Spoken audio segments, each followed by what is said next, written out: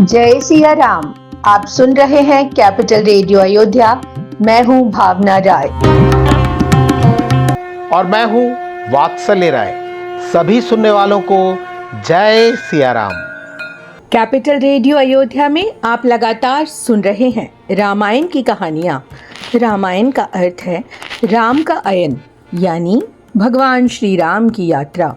ये वो यात्रा पथ है जिस पर बढ़ते हुए राजकुमार राम मर्यादा पुरुषोत्तम भगवान हो गए। पिछले एपिसोड में हमने सुनाया कि कैसे अंगद जी ने रावण को भगवान राम की शरण में जाने की सलाह दी, लेकिन अभिमानी रावण अपनी शक्ति के मद में चूर था। अगर आपने वो एपिसोड नहीं सुना है तो हम उसका लिंक डिस्क्रिप्शन बॉक्स में साझा कर रहे हैं। और अब आगे की कथा। रे कपि पोत बोल संभारी, मोढ़ न जानहि मोहि सुरारी। कहु निज नाम जनक कर भाई, केहि नाते मानिए मिताई। अंगद जी की बातें सुनकर रावण चिढ़ गया और गरज कर बोला, अरे बंदर के बच्चे, जरा संभल कर बोल। मूर्ख, क्या तू देवताओं के शत्रु मुझ रावण को नहीं जानता? जरा अपना और अपने पिता का नाम तो बता। तू किस नाते से मुझसे अपनी मित्रता की बातें कर रहा है? अंगद नाम बाली कर बेटा, तासो कबहु भई ही भेंट। अंगद जी ने शांत भाव से उत्तर दिया, मेरा नाम अंगद है और मैं बाली का पुत्र हूँ।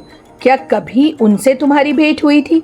अंगद जी का ये प्रश्न सुनते ही रावण भीतर तक कांप गया। उसे वो दिन याद आया जब महाशक्तिशाली बाली ने उसे अपनी कांख में दबाकर 6 महीने तक समुद्र की परिक्रमा की थी।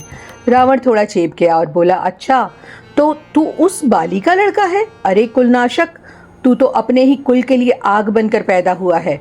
तू व्यर्थ ही पैदा हुआ जो अपने ही मुंह से उन तपस्वियों का दूध कहला रहा है। अच्छा ये बता, बाली आजकल कहाँ है, कैसा है? अब कहूँ कुशल बाली कहीं, बिहसी बचन तब अंगद कहीं।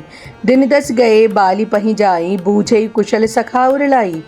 अंगद जी बोले, रावण, बाली की कुशलता पूछ रहे हो तो बस कुछ दिन और रुक जाओ। जब तुम स्वयं बाली के पास जाओगे तब वहां अपने मित्र बाली को गले लगाकर खुद ही उनकी कुशलता पूछ लेना। भगवान राम से विरोध करने के बाद जो कुशलता होती है वही हाल उनका भी है और वही तुम्हारा भी होने वाला है। रावण ये सुनकर आग बबूला हो गया और अपनी वीरता का बखान करने लगा।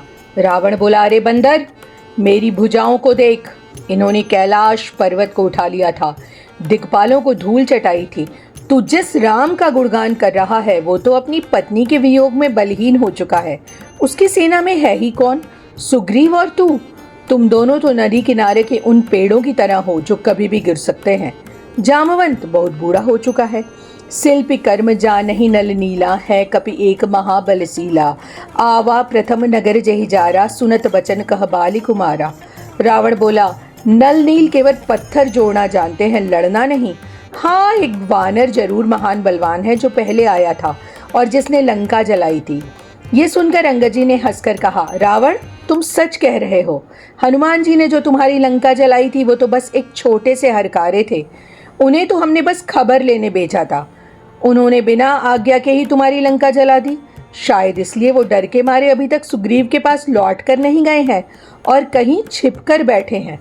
अंगद जी आगे बोले, प्रीति विरोध समान सन करई, नीति असि आहि। जो मृगपति बधुमेढ़ कनहि, भल की कहई कोई ताहि। बैर हमेशा बराबर वालों से करना चाहिए। अगर सिंह मेढकों को मार दे तो क्या कोई उसकी वाहवाही कहेगा?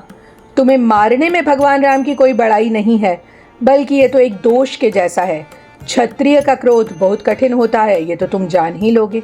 रावण ने फिर व्यंग किया, बंदरों में एक बड़ा गुण होता है, वो जिसके यहाँ रहते हैं उसी के लिए नाचते हैं।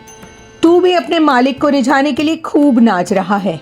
अंगद जी बोले, तुम्हारे तो क्या ही कहने हैं रावण।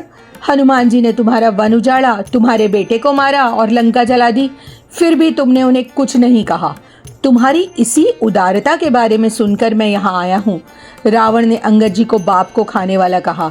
इस पर अंगद जी ने जो कहा उसने पूरी सभा को सन्न कर दिया।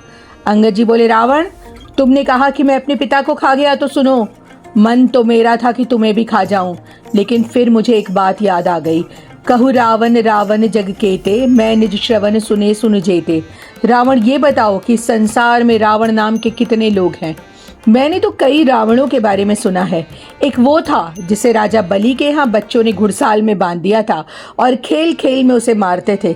एक वो था जिसे सहस्त्रबाहु ने किसी विचित्र जीव की तरह पकड़ लिया था और अपने तमाशे के लिए घर ले आया था। एक कहत मोहि सकुच अते रहा बालिकी काख, इन महु रावण ते कवन सत्य बदहि तजि माख। अंगद जी बोले, और एक रावण तो वो था जो बहुत दिनों तक मेरे पिता बाली की काख में दबा रहा था। अब तुम सच सच बताओ, तुम इनमें से कौन से वाले रावण हो? चिढ़ना मत, बस सच सच बताना। रावण तिलमिला उठा। उसने अपने सिरों को काट कर शिव जी को अर्पित करने वाली वीरता सुनाई। अंगद जी ने रावण को चेतावनी दी कि भगवान राम कोई साधारण मनुष्य नहीं। क्या गंगा सिर्फ एक नदी है? क्या कामधेनु सिर्फ एक पशु है? नहीं, वैसे ही भगवान राम साक्षात ईश्वर हैं। अंगद जी ने कहा, रावण, अपनी ये चतुराई छोड़ो, उन कृपा के सागर प्रभु की शरण में आ जाओ, वरना जब भगवान राम के बाण तुम्हारे सिर को काटेंगे तो ये रीछ और बंदर तुम्हारे सिरों से गेंद की तरह खेलेंगे। सुनत बचन रावण पर जरा, जरत महानल जनुघृत परा। अंगद जी के ये वचन सुनकर रावण के भीतर क्रोध की ऐसी अग्नि भड़की मानो जलती ही ज्वाला में घी पड़ गया हो। इस एपिसोड में इतना ही। अगले अंक में हम आपको सुनाएंगे आगे की कथा। कार्यक्रम को पसंद करने और शेयर करने के लिए हम आप सभी सुनने वालों के बहुत आभारी हैं।